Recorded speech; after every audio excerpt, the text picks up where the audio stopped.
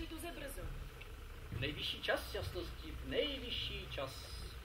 Vy jste, můj milý hrabě, čím dál tím chmurnější. Žel, že nemohu být čím dál tím veselější. Tak jako já. A měla bych být nejvážnější, nejdůstojnější, neboť právě přijíždím mezi své poddané a pojedu jejich špalírem. Ale za 14 dní již po 7. Musí to být, když jste sem vyjela. Ale proč se toho nadál? Kdo má vydržet tolik lučných hvězdů, střílení a troubení, tolik slávy, tolik řečí a tolik koktání? A vidíte, už to také vystrojili. Tam opět sedět v 7. místě. Prosím vás, sedněte si tam. Já? Jak by bylo možná? Ale jenom teď, na chvilku. Tak jsem se teď. Ale jasnosti přece... Sedněte a sedněte. Nejjasnější vzácná. Ale přece jasnosti... Sedět. To už je v mě očekávaný den. Znáte to? Ovšem, ale... A vy to ani na chviličku nemůžete poslouchat. A já musela tak již 6krát sedět. A pokaždé tak vyslýchat. Všechna ta naříkání, všude stejná, nekonečná, nekonečně nudná. A všude na ně odpovídat. A pozor mít, abych si nestepla a gratulanty nezmátla. Sestupte z trůnu, je prý to tak těžké. Ale vám tam nebylo. Přála jste si sem jasnosti. Jsem, ano, pryč z města. Z toho zakletého, únavného kruhu nudy, kde každý den jen divadla a hostiny a klevety a pletichy. A vše tak přeslazeno a obásno. Společnost má své zákony a čím kdo víš, Tím je také spoutanější. A já jsem zatoužila po volnosti. A hledala jsem ji tady, daleko od města. Je-li vůbec celá ta volnost pravá. Kdyby to alespoň změna byla. Ale nuda na nudu, co jsem čekala a co zhledala.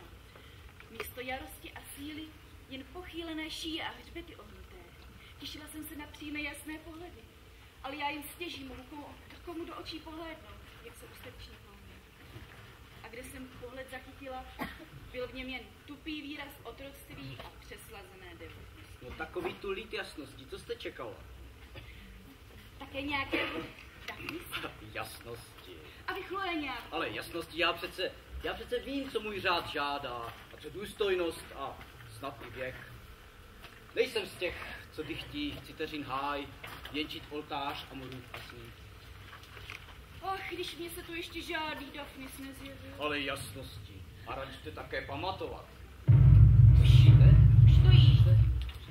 Já se podívám. O to vám odsud povím. Vyjíždím právě do špalíru, řada vpravo, řada vlevo, 2 řady hřbetů ohnutých. Ale jasnosti, tam musíte být, by bylo i posedné. Ne. Jasnosti musí to být.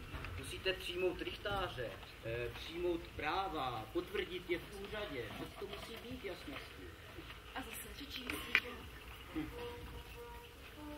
už přijíždím. Už mě vítají. Ha, prázdný kočár. Jasnosti už u vás vědí. Sem se dívají. Jasnosti. Račte se jim v okně ukázat. Prosím. Okně ukázat? To ještě nevím.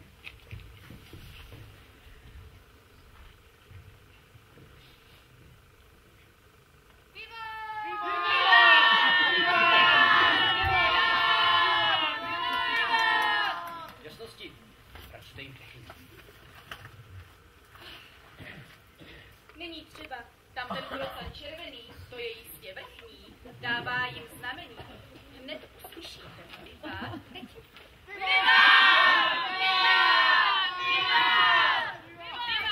Jasnosti.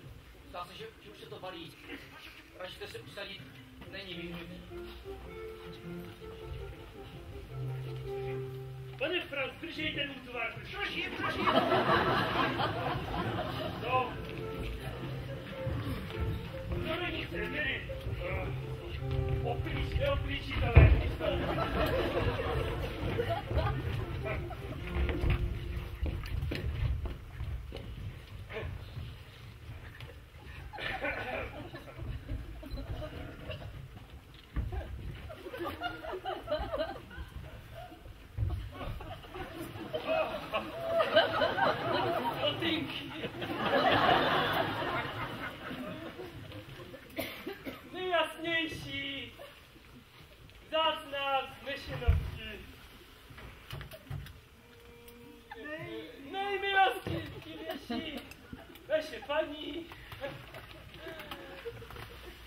paní kněžno. Dlouho? Tedy toužebně dlouho? Toužebně očekávaný den? Na co? Nastal nás. Pan hrabě. Chceš vám, ano, chtěl jsem právě... Jsem přesvědčena o vaší oddanosti. Cítím se hodláte říct. Děkuji vám a všem pánům za projev citu a slavná uvítání. Což vám, jak si, nenadali jsme se, prosím za prominutí, já ještě, já bych... Chcete uvést triktář? Teď já. Zvolna. Já vím. Nejde slyším záza poctivosti. Vítejte, jejich milosti, záze poctivosti. Tedy slibujete poddanost za všechny, že? Práva. Práva. Já to ještě nedoříkal.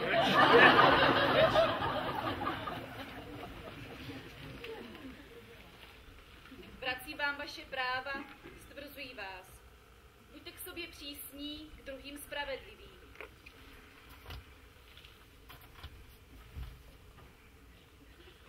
Propouštím vás, milosti pánové, soud potěšena vaším uvítáním. Též vás.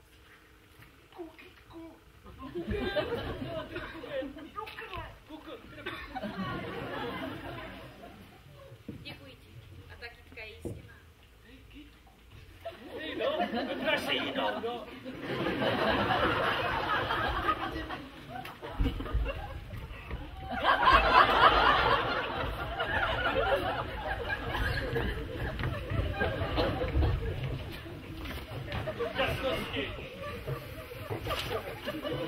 Jasnosti, já bych ještě poníženě prosil. Ale jen zkrát. Totiž, měl jsem řečníka znamenitého, ale schválně nepřišel. A vzkázal jste mu? Ano, dokonce sám osobně jsem za ním byl. Podaný a tak spurný? Spurný to on je, ano, ale co se týká toho podanství, totiž má svobodný mlýn a nemá robotu. Ale, a to musím zdůraznit, má lucernu. Lucernu. To je totiž jasnosti, to je povinnost posvítit vrchonosti, kdyby šla od něho z mlýna na starý lesní zámeček v Bažinách. U jezírka tedy. To je divné. A na zámeček v lese u jezírka? Vzpomíná si, po lesních Březovicích o něm vyprávěl, jaká to samota. A ten mlynář odmítl mne uvítat proč. Je hrdý arbolist. Z vrchnosti se soudí o pozemky a starou pípu. Nervově trošku. Starou pípu ve své spurnosti nedovolil schovat se své babičky, aby vaši jasnost uvítala biče. Ano. To děvče. Je snad jeho vyvolena. Tedy sirotek? Službám a proto vlastně patří vrchnosti. A jak spůrně mě odbil. No, totiž ten mlynář tak mladý a tak jsem povážil a tak si troufnul. A ten mlýn je tu ve vsi pod zámkem? Jasnost je kousek za vsi na samotě. A zámeček je prý zajímavý polohou i výstavností. Je vybaven? K službám jasnosti. Ale tak opuštěn. Děkuji vám. A lid ať je pohoštěn. K službám jasnosti, ale ještě pěkně prosím, jak s tím spodním mlynářem? Musí být potrestán. Jak zaslouží. Avšak rozhodnutí odkládám.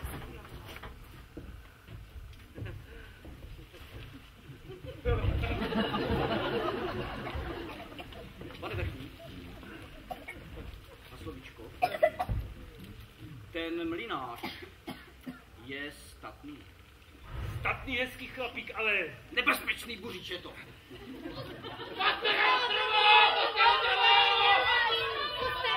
Otrubí sváž.